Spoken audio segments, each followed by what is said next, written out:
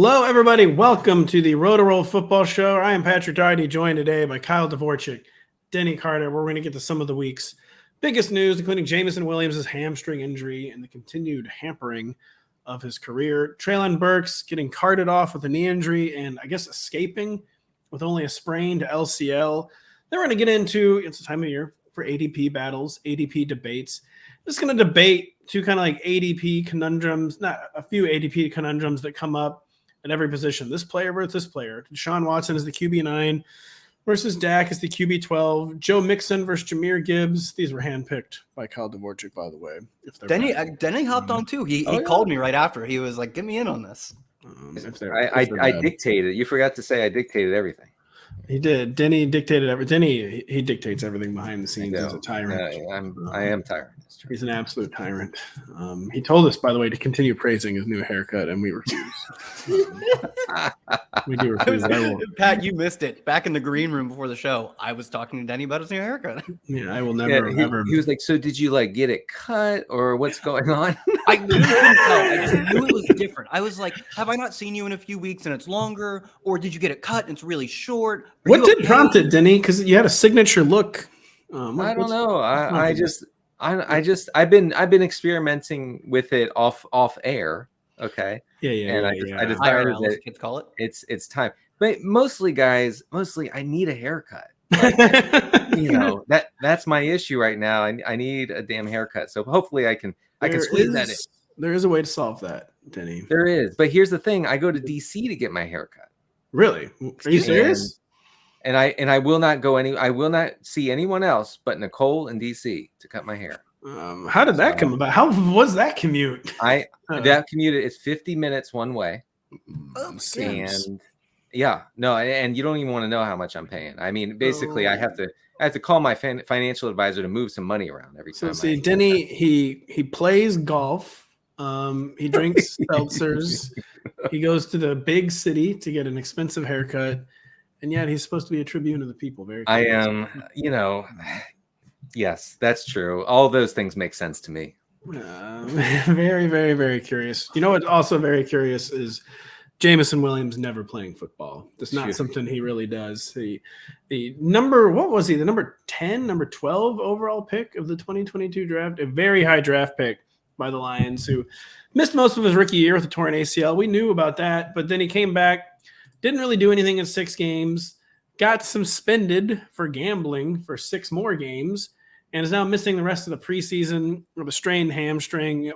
We'll have people saying it's still very early in his career. It's been, only 16 months since he was drafted, but he's doing the things that like a bust does, where he's not playing. He's having like boneheaded off the field issues. He's getting hurt a lot. He was apparently like not standing out in practice before this. There was a lot like he's dropping the ball. He's not getting open. And the coaches were basically saying, what were the Lions coach comments about like how he's going to get the ball? I think they were saying he's going to have to like win 50-50 balls or something. That's never good. I don't know if this is the exact quote you're talking about, but I believe it was Dan Campbell who said like, yeah, he's never going to be a guy who's like really good at catching the football, but that's fine. That's fine. I'm like, I don't know if it is. And then the expanded comments were like, what you expect, but both in a good way and a bad way. It was like, yeah, we know he's had some drops, but he's like, the point is you get the ball in his hands and that's how he does his damage. Like he's not a hands winning guy, but I still find it suspicious that he's like, this wide receiver, he's not gonna be much of a ball catcher these days. He's more of doing the other stuff. And I was like, I don't know. I get in theory what you're saying, but in practice, it sounds bad. It sounds very bad. I'm going to ask Denny about something else the coach said, but that also reminds me, apparently Elijah Moore this week, the Browns are like, we're going to get him on jet sweeps. We're going to get him on screens. And like, that was posited to me as good. And it was like, actually, when I hear that, it means they have no idea how to get him the ball. Yeah. He's going to be a gunner. We think he could do our taxes. Yeah. He's actually would be a natural in the Taysom Hill role. But Denny, what were they just saying now? What was Coach Dan Campbell saying about Jameson Williams after his hamstring injury? Because I had some pushback on Twitter when I tweeted that certainly looking like a bust. Some people were saying that's not the case. Dan Campbell was maybe kind of saying that was the case. Yeah, well, first of all, I do want to emphasize how much the Lions wanted Jameson Williams. Our producer Adam says reminds us that the Lions traded the number 32, number 34, and 66 picks to the Vikings for the number 12 pick, and that's where they picked Williams. So, you know, gave up a lot, and they don't have much to show for it. Dan Campbell seemed not incredibly happy about Jameson Williams likely being out until at least the regular season. He said that he's going to miss a lot. He's going to miss practice. He's going to miss games. They wanted to get him some reps. The Lions have talked a lot about getting Williams a lot of preseason reps. Not going to happen now. So they did in the first preseason game. Like, it was obvious that, like, he understandably needs it. He hasn't gotten to play a lot. And sorry to jump in, but Pat, I was reading through the comments on your Twitter, and a few of them are like, he wasn't going to play anyways. He's going to be healthy for it. But, like, when is not a good time to miss practice reps that your team is doing a lot to get you? When you need to develop, when you are behind the 8 ball, having not played much, if any, football in like the past year and a half. This is not the time to be missing them. Miss them when you're 26 and you can afford to sit out practice every Wednesday. Not now. Yeah, people are going to wish that Jameson Williams was the number 2 behind Amon-Ra St. Brown. It's not going to happen. So 2 things. Yeah. These were, to be frank, probably the most important practice reps of Jameson Williams' entire career, these final few weeks of training camp. This was like kind of his last shot to make like a first impression with the coaching staff, or to change their first impression. Instead, just like as was the case with DeAndre Swift, he's just confirming all like the early like negative reviews of his game, number 1 of which he just isn't out there ever. He can't stay on the field for whatever reason it is. He's not out there on the field. And I think that this coaching staff is probably done with him now. Like, their perceptions are locked in on Jameson Williams, and at least 2 more years to go on his rookie contract, but he's going to have to just hit the ground like a rocket to really rebuild his standing in Detroit. And I mean, I see zero reason to stash him in redraft leagues, correct? If it's a deep league, I think that you could do worse than stash him. But really, I mean, like 12-team league with like 5 bench spots, I can't see a compelling argument for throwing him at the end of your bench when you could use that on like running backs who might fall into volume, or I don't know, backup kickers. Who knows? Yeah, even in a deep league, I understand that he should be rostered, but there's no deep league where I'm going to be the one willing to pay the most for him. I understand why you would roster him in a deep league, but not at the price the guy who drafts him is going to pay. It'll just won't be me.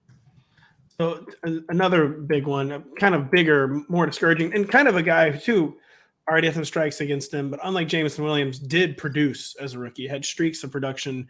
Treylon Burks was carted off the practice field on Wednesday. Thankfully, I guess he has, quote, escaped with the sprained LCL, nothing torn, nothing that's going to keep him out for the season. It's something where he's going to lose very valuable practice reps as they break in their new number 1 receiver in DeAndre Hopkins. Is something keeping him off the field yet again. He's a guy in 2 years who has missed a lot of practice. Unlike Jameson Williams, we're still going to be drafting Treylon Burks in like 10 or 12-team redraft leagues, maybe even 10-team redraft leagues, maybe probably 10-team.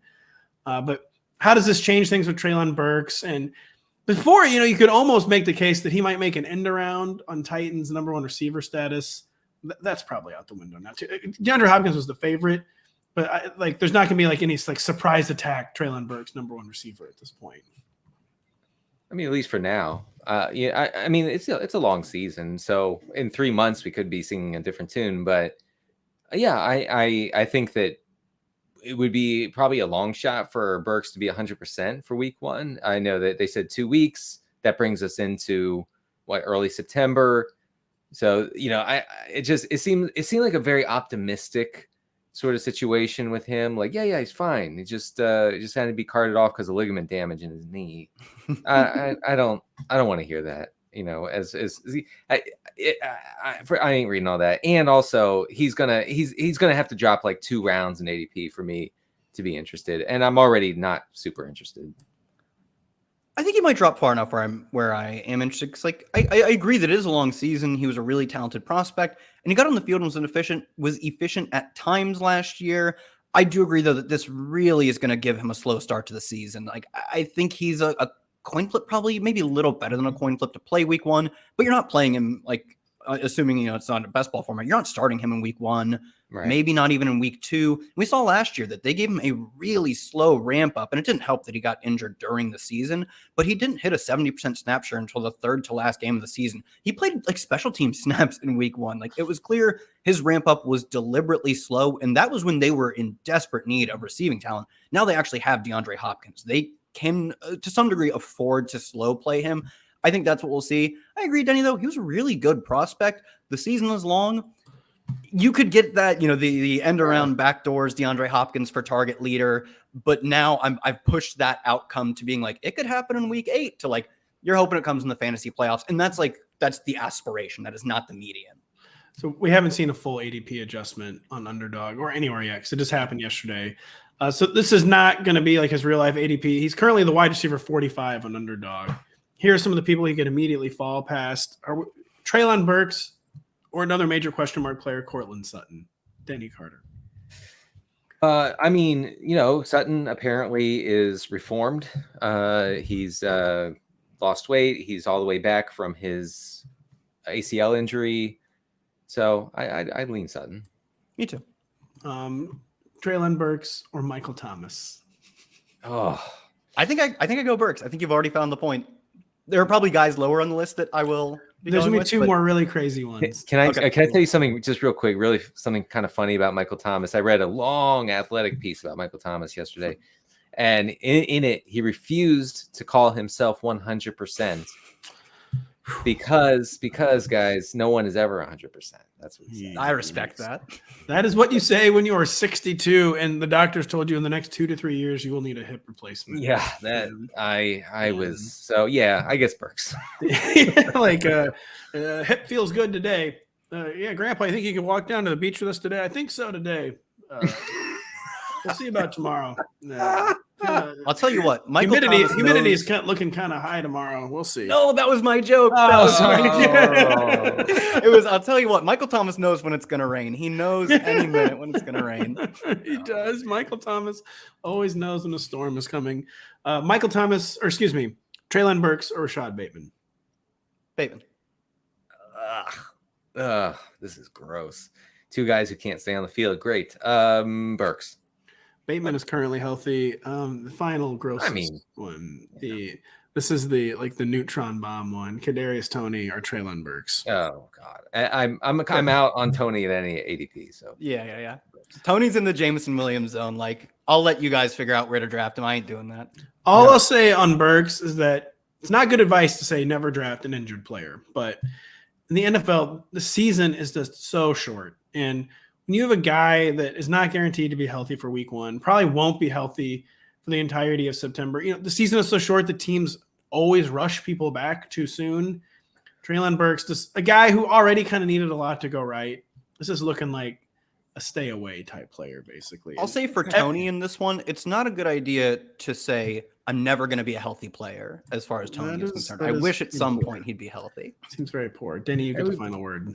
Yeah, Toney would be. I want Toney to be a thing, but I've given up on that dream. I've let that go. That's a balloon floating in the air towards space. I refuse to believe that Kadarius Toney is suddenly going to be perfectly healthy and play a full season. That's simply not happening. A balloon floating in the air towards space that Denny's Midwestern relatives are demanding that the U.S. Air Force shoot down because it could be a spy balloon. It could be. We don't know. We will be right back after this. With the NFL season quickly approaching, now is the perfect time to get your Rotoworld Fantasy Football Draft Guide. Get ready for your draft and stay one step ahead of your league during the preseason with updated player rankings, profiles, projections, mock drafts, and more. Go to NBCSports.com/draft guide and use promo code DRAFT2023 to save 20% off at checkout. That is NBCSports.com/draft guide, promo code DRAFT2023 to save 20% off at checkout. We are now here to debate. We're constructing some debates because we're just like smashing two players together. You could say, Pat, Denny, Kyle, you could literally do this with any two players. And you know what? You're right. You're right. You're absolutely right. But these are some ones we found pretty interesting. Mr. Kyle and Mr. Denny took the lead today. What is the first one we want to talk about, Mr. Kyle? We've got Deshaun Watson versus Dak Prescott. I believe Denny actually, when we proposed this, Denny almost said we shouldn't do this one because he thought it'd be a clean sweep for Dak. I don't know where Rotopat stands. We won't know where Rotopat stands for any of these, but I do know that I personally would go Deshaun Watson. And I think it's not because I think Deshaun Watson having a better season is the more likely outcome. I think in the majority of seasons, Dak Prescott, who has been consistently good, will be better than Deshaun Watson, but being consistently good as the QB 11, I just don't care. Like Jared Goff is consistently not that far off, and he goes like QB 15, Geno Smith. If I'm taking a quarterback in this range, I want them to be the QB1 overall. I don't really see any scenario in which Dak becomes the QB1 overall. Deshaun Watson, who is the number 2 active yards per attempt leader, number 5 active touchdown rate leader, number 5 active EPA per play leader, number 4 active CPOE leader, is the guy who, if someone that isn't currently going as a top 5 quarterback ends up as the QB1 or just a top 3 quarterback, it's going to be him. It's just not going to be Dak. So I'm willing to give up some median outcome to go for Deshaun Watson, because if I was shooting for floor, like Jared Goff's floor isn't that much different than Dak's. Who cares? Just take the cheaper guy. Did you really just say you compare Jared Goff and Dak Prescott? I mean, actually, they're really not that dissimilar, but my God. I think Dak's They are. better. Hold on. Yeah, Like, they are. Hold on. Yeah, sorry. Dak's better. No, I think Dak's better, but like in terms of how it plays out in fantasy points, like what do you get? Like 3 points? Like neither of these, the point is neither of them have a chance of being, you know, what we think Justin Herbert is going to be, or what we saw from Herbert 2 years ago, or Burrow. Whereas like Watson literally has been that before. Is it the Watson rushing? Is that what you're talking about? No, I mean he literally threw for like nearly 5,000 yards. That's the thing. I mean, I'm tired of talking about Deshaun Watson. You can probably guess why, but the fact is, the last time he played a full season, he probably could have won the MVP, and it was with the receiver core that DeAndre Hopkins was already gone from that receiver core then in 2020. Could have won the MVP with like a Will Fuller led receiver core. They upgraded his receiver core this year. He's got another really good young deep threat in Cedric Tillman to complement, maybe rotate with Donovan Peoples-Jones. Has one of the better overall receivers in the entire league in Amari Cooper. They got another underneath guy and Elijah Moore who, yeah, you know, sure, he doesn't get open, but we're coming up with ways to get him the ball. They have an explosive playmaking tight end in David Njoku. Has the best rushing attack of his entire career. He's never played with a running back like Nick Chubb. Isn't joining the offense mid-season like he was last year. And you know, he's not someone you want to root for, but he is someone that is gonna probably come roaring back in fantasy football. And I do think, as Kyle's saying, has a much higher potential ceiling than Dak Prescott. I feel like we're getting the drip out of Brown's camp about how bad things are looking right now. And we had a blurb today on rotoworld.com. If you guys would like to check it out. Sounds like neither of you saw it, but let me read it to you. In fact, Denny, not only did I see it, Zach Kruger texted it to me. So okay, well, bet you feel kind of dumb. No, I do incredibly. Tell the people what it says. The Athletic reported that Brown's passing game has been, quote, completely unimpressive, end quote. In training camp, he's Zach Jackson, the Athletic reporter, says anything that involves Deshaun Watson remaining in the pocket has been an adventure, and not since early in camp have we seen a string of consecutive completions in any 11-on-11 period. My God, that is bleak, guys. Listen, this doesn't work in Stefanski's system. Like he was, Watson was out there doing playground ball in Houston. Okay, plays breaking down, scrambling. You're muted. You're muted. And having it work spectacularly. I said sorry. That's right, and it did, and that's no longer the case. He's 3 years older than the time that you guys are citing stats for. Okay. He's Denny says the time passes right next. No, it's a very compelling point. No, it's totally compelling. Yeah. Sure. He's in a completely different offense.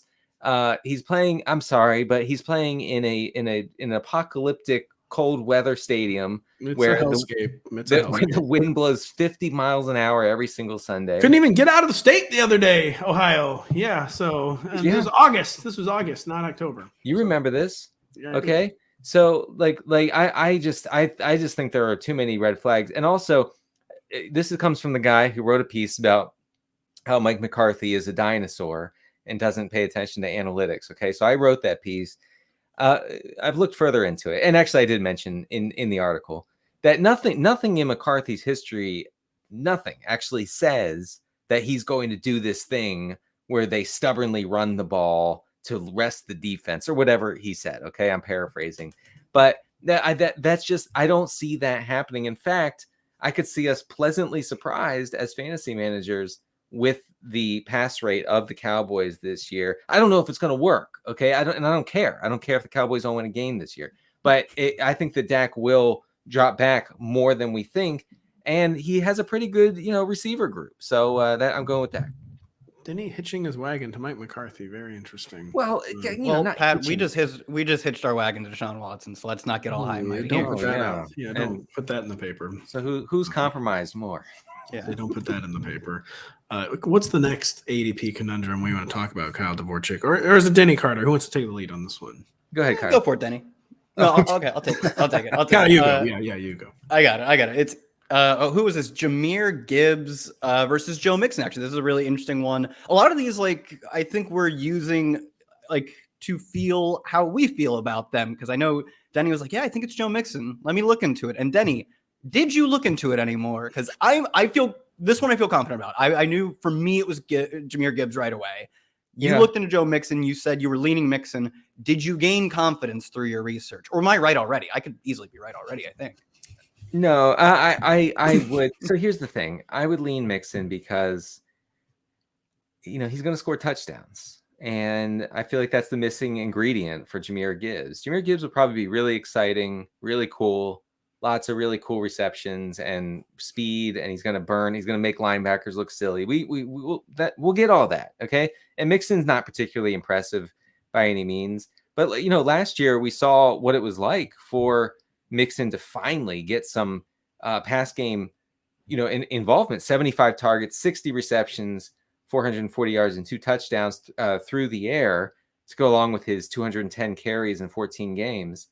That's a fantastically valuable workload in an offense that sees a lot of positive game script. And while the Bengals will remain pass heavy, and they should be, Mixon faces a lot of advantageous situations. He also importantly gets the goal line work, which Gibbs will probably not get. Kyle, why are you so confident in Jahmyr Gibbs? I would be stunned if the Lions spent the amount of draft capital they spent on him and didn't give him a lot of touches, particularly targets. I think the goal line work, that's probably a fair criticism of what we can expect from Gibbs, but the average number of touches for a first-round running back in the past decade is 258. The average for a top 15 pick is 279. At the low end was Christian McCaffrey, ironically, and I think Gibbs' skill set comps to him. McCaffrey entered the league a bit bigger, and he bulked up pretty quickly as he got into the league. But a sort of usage standpoint, McCaffrey got to 230 PPR points as a rookie, didn't even sniff 200 carries. I think that's a somewhat reasonable floor. I mean, that frankly is close to the floor outside of Rashad Penny getting hurt. That has been close to the floor for a first-round running back, and especially the top 15 running backs. That's kind of what we can come to expect from an okay outcome as far as the first-round rookies go. If you even get close to sort of the average first-round rookie pushing well over 250 touches from a player who I expect to be far more efficient on a per touch basis, I think Gibbs is an absolute smash. So I think it's just a really strong floor ceiling combo where you can probably bet on touches, probably, Mixon, sure, straight up raw touches, I'd take him there. But in terms of targets plus, even if you take targets plus ends or red zone carries, I'd still take Gibbs straight up because he's going to out target Mixon to no end. I don't know, man. I feel like I think Mixon could out target Gibbs. I think what I think is that my case is more of a negative Mixon case than a positive Gibbs case, because we know that things just a lot of times don't work out the way teams are expecting. With these rookie change of pace backs, it's pretty rare to see a guy with such insane draft capital in that role, which does lead you to believe it will be different with Jahmyr Gibbs.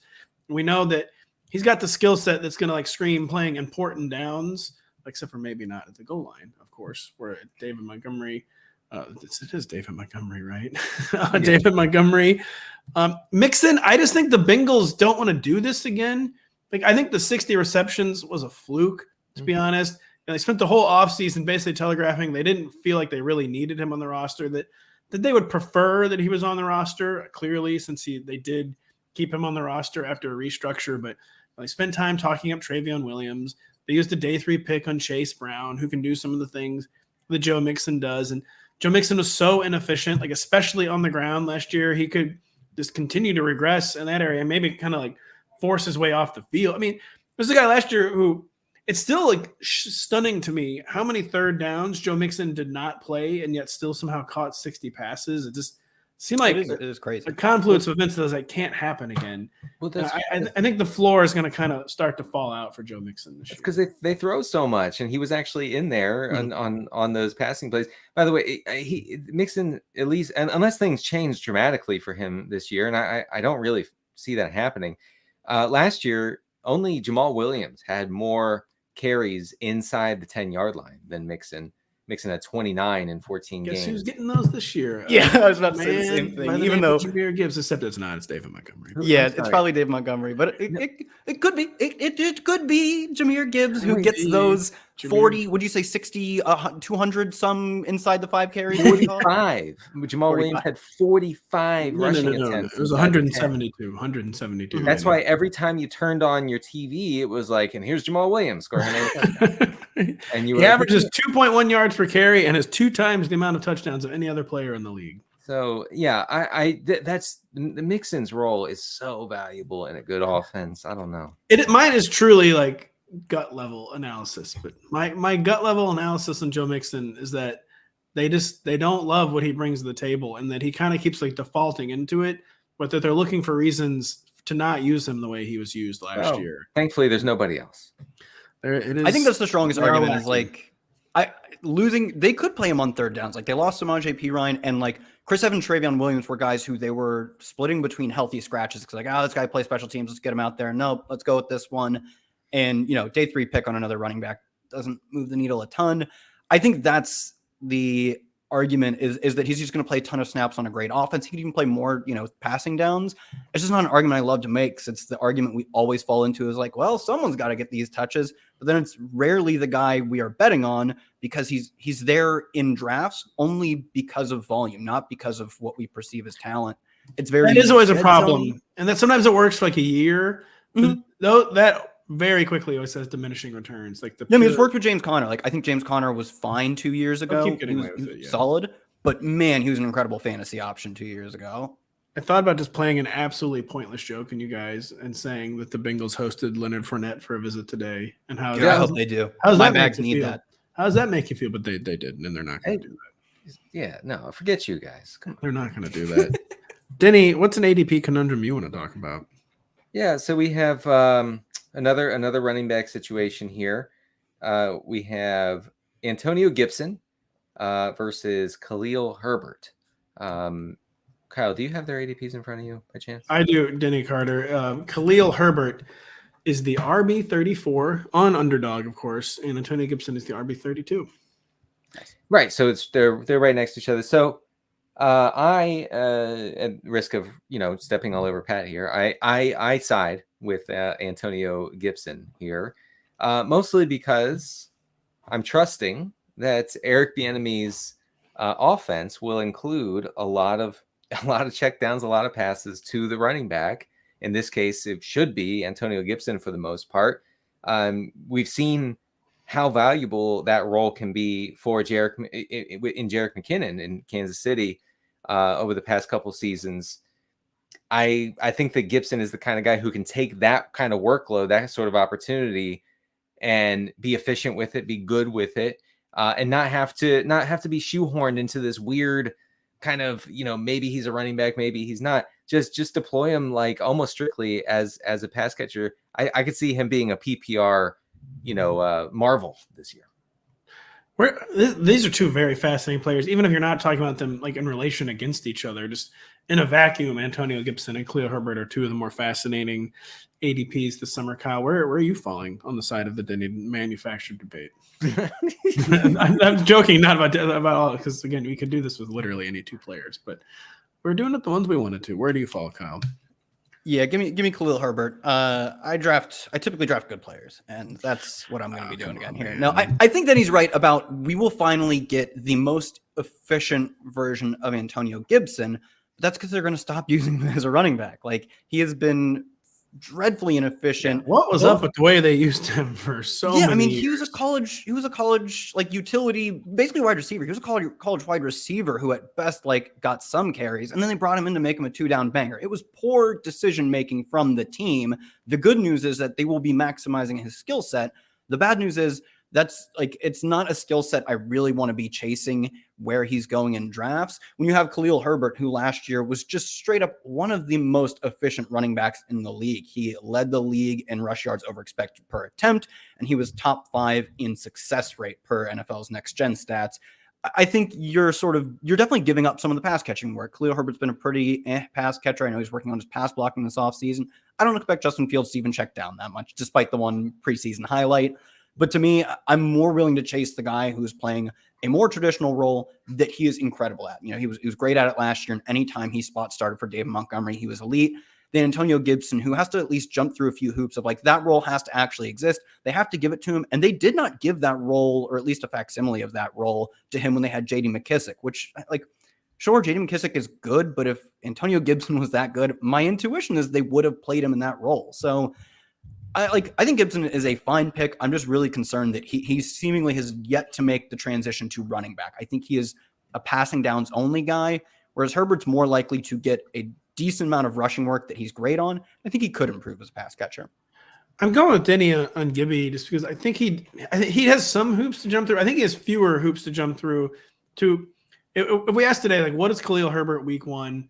We wouldn't fully know what the role is going to be. If we asked today what Antonio Gibson's role week 1, I think you can pretty confidently say that he will be the pass catching back. And I feel pretty good about Khalil Herbert's role, frankly. He played every snap with the starters, and their investments at running back have been relatively light. Like, it's Deonta Foreman. They were investments at running back, and they were like kind of like role playing type investments. Like Deontay Foreman, you're adding Deontay Foreman if you want him to handle early down carries, basically. And you're adding Roschon Johnson if you want some pace changing. And I don't know if you heard, Roschon's been throwing some hellacious pass blocks in Bears training camp. You better watch out. And I just think the Commanders' offense, I was about to say it's going to be bad. It might not be bad. It might be limited. And it just screams a lot of quarterback checkdowns to me. Right. Much more than Justin Fields in the Bears. Because we know Justin Fields when he's in like a running back check down type situation, he's like, should I check down for 4 yards or should I run for 19? And 90. Will I run for 90? It is always 81 yards. He somehow averaged like only like 7 yards per carry, despite having 2 81-yard rushes every game. But I thought the same thing. Look, Sam Howell and his only start last year was just everything short, everything near the line of scrimmage, just beyond the line of scrimmage. In the preseason game against the Browns last week, same deal. Okay, I'm not going to bore you guys with the numbers, but just trust me on this. And so I think that speaks well of a short area pass catcher like Gibson. I will say on Herbert, I like Herbert as a player. I hope he does well. I also can't ignore that they drafted Roschon Johnson. I know it was a 4th round pick. One thing that interests me about any Bears running back who gets the lead back role is that PFF graded the Bears as the 2nd best run blocking unit last year. So they're pretty good at that part of the game. It could be excellent for whoever gets that role. It is going to be really interesting. I said just 2 independently, even when we're not speaking about them in context of each other, 2 really, really fascinating running back ADPs. We'll be back to talk some more ADP conundrums right after this. MLB Sunday leadoff heads to Texas, where the Seattle Mariners take on last year's World Series champions, the Houston Astros. Watch these 2 teams not only battle for position in the American League West, but for the postseason as well. Catch the action live this Sunday at 12:30 p.m. Eastern, exclusively on Peacock. And don't forget, find all your favorite NBC sports shows on Amazon Music. Just head to amazon.com/NBC Sports.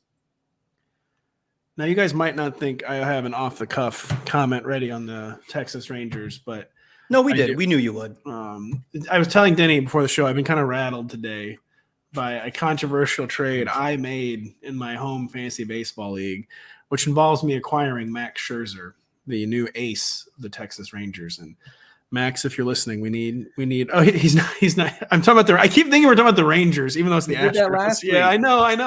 I had to reread the promo because I see Texas and I see. Anyways, we need Max Scherzer to do well this weekend.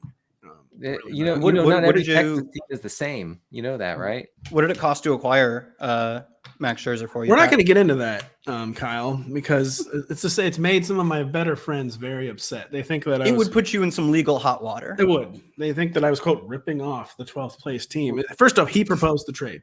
He proposed it, not me. Wait, all I did was hit accept. Scherzer's a closer now? When did this happen? No, he's not. He's not closer. He's the ace, I said. You say ace. It means he's good. Then he means he's good. Sorry. He is the ace of the Texas Rangers. That's that guy with that dog in him, right? He's got not only he has so much dog. The dog levels are so high that he has two different color eyes. Denny is one of the main. I was going to ask if Scherzer was the guy with two eyes. That's really cool. It's a Bowie situation. He's also St. Louis's finest, by the way. Did you know that? But you didn't know that.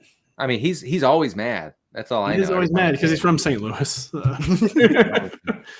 You get mad a lot if you're from here, just honking at people for no reason whatsoever on the highway. But it's hot. It's hot and humid. That's why we always know if it's a good day to take a walk on the beach, even though the nearest beach is 2,000 miles away. Yeah, from St. Louis, Missouri. Nevertheless, got to be tough. Never owned. What is the next ADP conundrum, Kyle Dvorchak?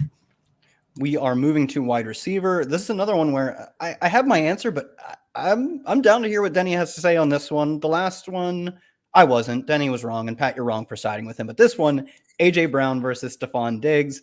I am team AJ Brown, but this is a spot that I find myself in best ball drafts constantly debating if I'm making the right or wrong choice. Yeah. I'm going with AJ Brown, but Denny, give me the sales pitch on Stefon Diggs. Help me balance out my best ball exposures.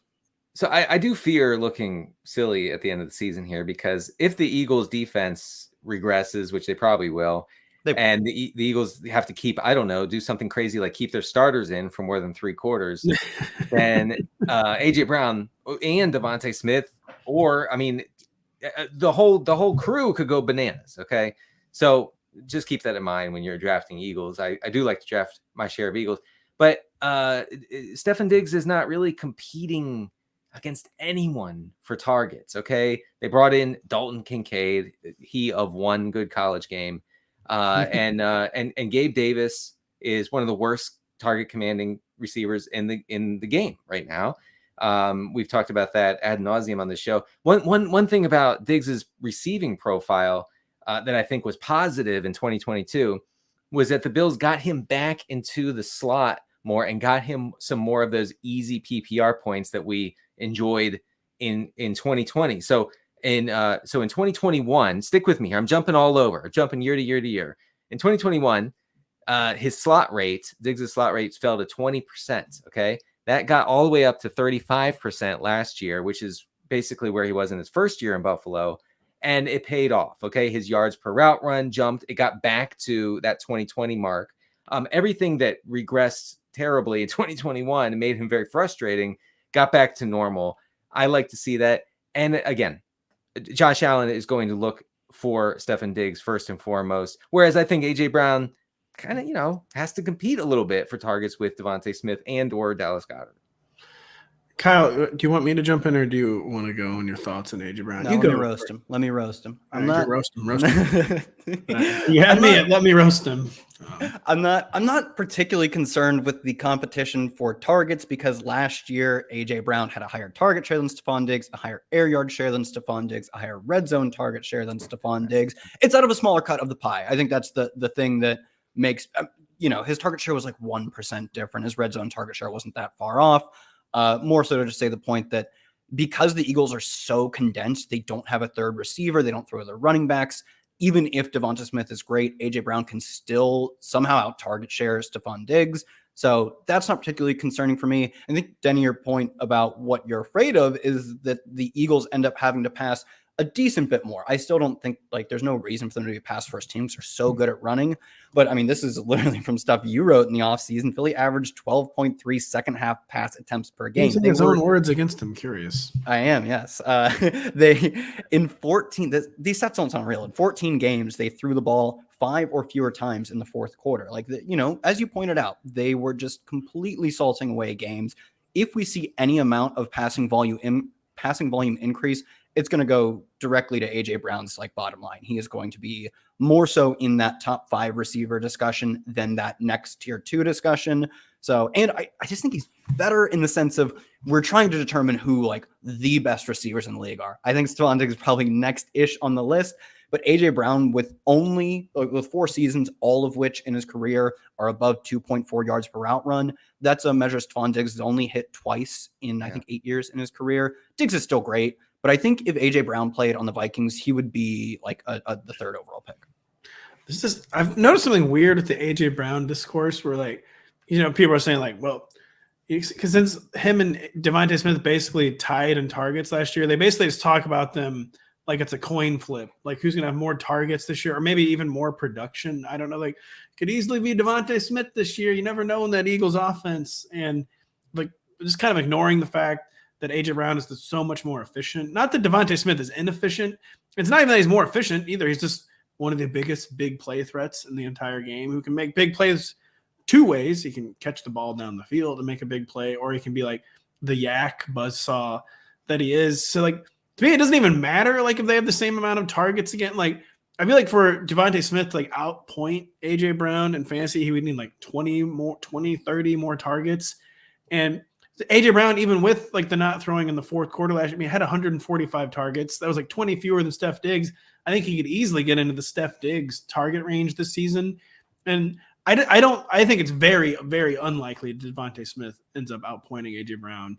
And AJ Brown's ceiling is just, I mean, I don't feel like I could say Steph Diggs has wide receiver 1 overall in his range of outcomes. I still feel comfortable saying any given year AJ Brown is wide receiver 1 overall in his range of outcomes.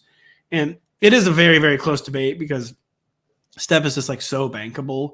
But I think that on the Eagles, AJ Brown is as bankable as Steph Diggs is on the Bills. And we kind of have to throw out his weird Titans years. And I had to make this decision in my salary cap draft over the weekend at the Kings Classic in Canton, Ohio. And proud to say I went all in on AJ Brown. So now I really need my argument to be true. I appreciate you guys battering me with facts and logic. But yeah, I mean, it is close. One thing I did mean to mention, and I don't know how I forgot this.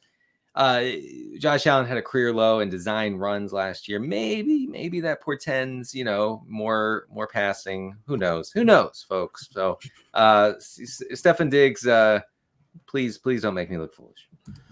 I mean, Diggs isn't going to make you look foolish. Like, no, that is the good news. Yeah. Even if like the only thing you're sweating is like the other one finishing as a top 2 receiver. Like I see the floor of both of these guys as so incredibly high that you're not sweating your own player's failure. I don't really see, other than injury, like I don't see a scenario in which like AJ Brown just couldn't get it together this year. Oh, Diggs fell off finally. Neither of those things are happening.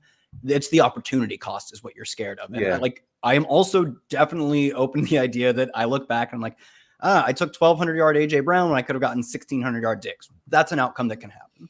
That can happen. That is true. I do believe that's possible. I also just think that, the ultimate ceiling remains higher for AJ Brown. And that the floors are similar enough that I'll bet on that upside for AJ Brown is the last big receiver. And so I am rooting for him in that regard. Until Cedric Tillman is his name, folks. Cedric Tillman is the one. You're a Tillman head. Many are calling you that. I don't know really what turned me into a Tillman. I think so. Were you guys with me when it was Crane talking about? I think you were with me when it was Crane talking about just by sheer virtue of like making a draft pick 3 or 4 times, it becomes a good idea. And that's where I'm at with Cedric Tillman. I've taken like so many layers. It's obviously a good idea. I mean, I've done it. So clearly, it's just a really good idea. That's where I'm at with Ced Tillman. what is the last ADP conundrum before maybe some rapid fire? I might shock you. Yeah. Yeah, we've got a final receiver, and then if you want, we can throw you a tight end as well. I will jump into our final receiver ADP battle. It is Calvin Ridley screaming up boards off of some training camp hype and good usage in his first preseason game versus DK Metcalf, who we're still waiting to see if he'll ever outscore Tyler Lockett. As you can tell, I may be on the Calvin Ridley side, and it's a ceiling argument. I guess this will be another time where I'm making the ceiling argument, and I understand the floor is probably lower. But when you look at Calvin Ridley, as like I talked about with Deshaun Watson, we're looking back. And I think if you are heavily discounting the looking back, that's understandable. It has been a long time since we've seen Calvin Ridley play high-level football. Oh, but boy, was it good back then. Boy, it was 2020. It was, that was one of the only good things going in the year of our Lord 2020. Say 2020 was a great year. No, overall. Great year. We got a good Calvin Ridley season, some other stuff in between 2023. Let's not worry too much about what happened.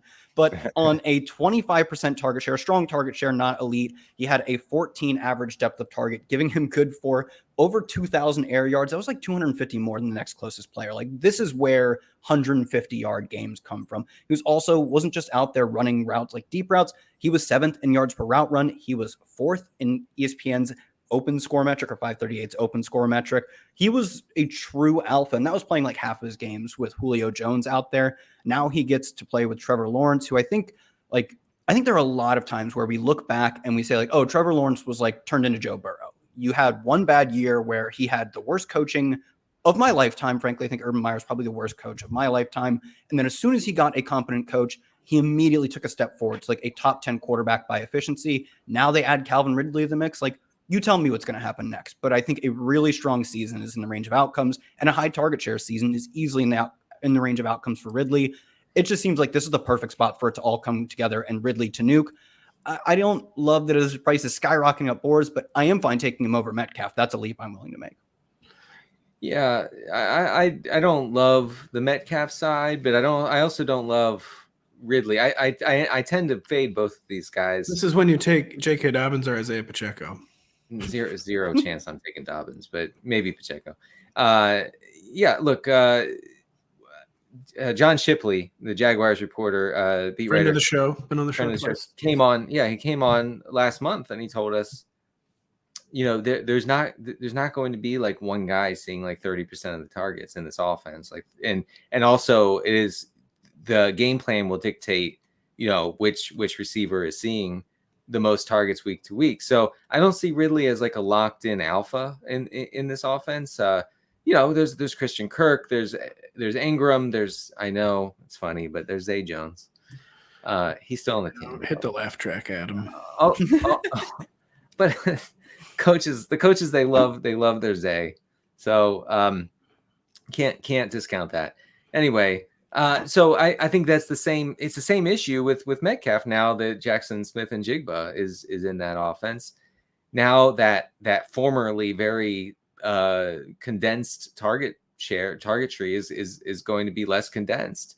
So I do have some hesitance in drafting DK Metcalf where he's going. I'd much rather have Smith and Jigba and Lockett where they're going in drafts, because I think that honestly, both of those guys could outscore Metcalf. Both of them. Yeah. So I win this one. I don't know if these are, absolutely debates we're scoring points for, but I'd like a point, sir. You may not have a point. Tony Reale, I just like hitting a button. But one second. With Ridley, just like Deshaun Watson, like that's a long time, man. It is. That's a long 2020. Well, like, and also the last time Calvin Ridley, like, it wasn't a full season. He was bad. The last time Deshaun Watson had like a normal season, he was an MVP. Right. Ridley comes in 2021. I know that was 20 years ago, but he was the most devastating fantasy pick that year for the time that he played. Now, I know that there were some outside struggles. There were some issues going on. I get all that, and I'm not dismissing that. But man, I feel like it's a little bit of a leap to be like, hey, Ridley, 3 years removed from a good season, he's back with a new team and an offense teeming with good targets, with good receivers. It is a really, really strange part of the board, and a part of the board where I just genuinely never know what to do. I know. I have 0 DK Metcalf shares. I have a fair amount of Calvin Ridley shares, even though I entered draft season like truthing him. I wrote him up, I believe, for either my bust or like my overvalued and our draft guide piece on that. But the ADP I thought stayed fairly reasonable for a while. It has been getting less reasonable. Like I liked it a little more. He was kind of more in like the wide receiver 16 to 18 range. Now he's like more in like the 12 to 15 range, which might not sound like a huge difference, but I mean, obviously it is kind of a big difference. And I will say in casual leagues, he's still going in that 16 to 18 range. So that's more palatable for me. There's essentially a 0 discount on him now in like the experts leagues where that's right. He's going on an underdog between Devontae Smith and T Higgins. It's like, wow, like what are we, but so we worry about like the crowded receiver core. DK Metcalf's receiver core just got like so much more crowded. DK Metcalf is having a very weird career. Like he had like as alpha of a sophomore season as possible, and hasn't like fallen off the past 2 years, but is having a very, very strange career trajectory. And where you could really say his 1,300-yard season is the outlier so far. He had 900, 967, and 1048 for his yardage totals. 1,300, a major outlier, and his initial rookie contract. He has been extended. But I feel like I think there's a higher ceiling for Calvin Ridley. The floors are similar. The camp reports have been so good in Calvin Ridley. It could really, really, really blow up in your face. But I do feel better hitting Calvin Ridley than I do DK Metcalf. Fine. I lose again.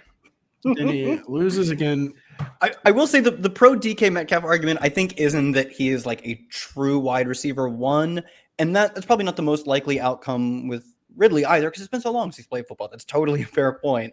But I think DK could really bury us with touchdowns. I do think this looks like a really strong passing attack, although I think JSN takes some target share off the board for DK Metcalf. It also makes the offense better.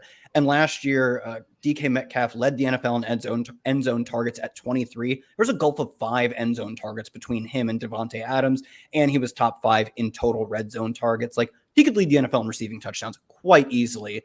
He's a certified touchdown scorer. He's averaged 9 per season in 4 years. Oh, yeah. Yeah, so touchdowns are fluky, and I don't want to entirely bet on them, which is why I'm more willing to bet on Ridley. But it's another one where I definitely see paths for, like the AJ Brown and Stefon Diggs debate. I see paths where DK crushes me. It could happen. We don't have any time for the fabled rapid fire. We do have time for, I forgot we had a tight end debate planned, which is Darren Waller as the tight end 5 versus Dallas Goedert as the tight end 7. I'll tip my hand for it and say it seems awful low for Dallas Goedert's ADP. But who wants to take the lead on Goedert versus Waller? Go ahead. I will. You will. NBC says that you will, or you will be terminated. Okay, then let's do it. Then gotta do that. Yeah, I mean, look, Waller's old. First of all, okay, got me there. And that's all. That's okay. Over to you, Kyle. No, I mean, he's old. He's missed a bunch of games. Played 14 games the past 2 years. Darren Waller has missed combined. There you go. Thank you. His yards per route run has become concerning. Let me just confirm that real quick. Because he was also, a late breakout because of the position change. So he's a lot older than you think. He's been a lot. Yeah. So he's changing teams to a non-explosive offense. And yeah, exactly. And also the Giants last year had one of the lowest pass rate over expected. So I tend to not be super interested in him where he's going now. Like with Metcalf, like Kyle said, Waller's touchdown production could absolutely bury me. Okay, like just bury me in the backyard. What is the deal with Darren Waller and his touchdown total? He's never been a touchdown scorer for some unknown reason. He's scored more than 3 touchdowns one time. That's crazy. It is crazy, and it feels like a fluke and something he certainly profiles as the red zone threat. But I'm not a film watcher, shockingly, and maybe this is not his game. Maybe he's just more finesse and savvy tight end, and he's not ever a guy like burying people with his size down in the painted area, because I have never understood why he does not score more touchdowns. Yeah, and then the pro Goedert side is what we were just talking about. The Eagles having to keep their foot on the gas in the second half, in the fourth quarter. That increases pass volume for everyone, including Goedert, who clearly will still be the third in the pecking order in targets in Philadelphia. But with how efficient that pass game is and how good overall that offense is, I'll get a peripheral option like Goedert over Waller with the bet that a good offense can generate decent production from Goedert. Dallas Goedert to me is such a cheap piece of such a high-powered offense. Like really, the only bargain you're getting with the Eagles, and because you're drafting Devontae Smith probably at his absolute ceiling. AJ Brown is AJ Brown. You just don't know what you're going to get out of the backfield. It could have easily been a career year for Jalen Hurts last year, and just Dallas Goedert's the only place where there's any sort of discount. He's become a very high floor option. We know that like there's not like option 4 emerging in this passing game. Quez Watkins, like Jack stole or whatever. It's just like not happening. Target share is so concentrated. Or Goedert just feels so much safer to me than Darren Waller. Dallas Goedert's had some injury issues of his own. But Kyle, put us over the top here on this debate. Well, if you want to talk about a team where option number 4 isn't emerging, let me introduce you to the New York Giants, who option number 2 has yet to emerge. Yeah. And to me, that's the big sell with with going him over Goedert, is that in 2020 and 2021, he was first and second in target share among tight ends. In both of those seasons, he was top 5 in air yard share among tight ends. Like, he's a true wide receiver 1 for teams he's played on in the past. And this is a team that they traded for him to be their wide receiver 1. They made very little efforts to add guys who can really command targets. They added role players, lots of them, an incredible amount of them somehow. Yet, like stunning amount of them. I know, but the like highest ceiling player they drafted or they got in the offseason anyway, Jalen Hyatt, is probably at best like a strong field stretcher who comes on late as a rookie. I don't see any way they're not funneling all of their passing attack through Darren Waller. And that's been all the reports from camp too, is that he is just, every time he steps on the field, he's clearly the favorite target of Daniel Jones. He's almost the only target of Daniel Jones. I think the concerns about how he played last year, even, when he was on the field, let's not worry about the injuries. Yeah, he definitely took a hit last year. He's getting older, the injury concerns. I still think I'm willing to bet on his like massive target ceiling, like that could really go up there and rival like Mark Andrews, come, second place Travis Kelce, which is always the race at this point. Whereas Dallas Goedert, I think is probably it's definitely a higher floor bet. I'm not going to have any, question about that. I think I'd be chasing the ceiling here with Waller though. Yeah, you kind of just sold me. Okay, cool. I had to sell myself too because I think I'd take Goedert over. I've taken Goedert in basically every league I've been in. I don't know. I don't know if I've become an injury truther, but a guy at Waller's age, what is he? 34? No, he's a little younger than that. He's only 30. He's turning 30. He's turning 31 next month, though. Oh well. So not 34, but almost 31. There's a rather large difference in the NFL. There is. I don't know. I feel like. I'm just waiting. I'm just waiting to write the blurb. Waller misses 6 weeks. Man. Don't manifest that energy. Bunch of really, really interesting debates. There's going to be a lot more to be had. It's still only August 17th. Prime drafting season is coming up. Because of our summit, I have to do my home league draft next week, by the way. We're all meeting up in Stamford, Connecticut in a few weeks. And it would normally be the week for the home league, so we're doing it next week. And now I'm just praying no one gets injured. I'm praying to get a haircut before we go to Stanford. You need to go into the big city and get one of those $150 haircuts where they take off a quarter of an inch. That's good. Yeah, everyone in your family is wondering what exactly you're doing in the big city. I'm going to be eating a lot of pasta, a lot of spaghetti. So get my haircut. For Kyle Dvorchak, who's going on vacation, quote unquote, for Denny Carter, I am Patrick Daugherty. Thank you so much for listening. We will be back next week.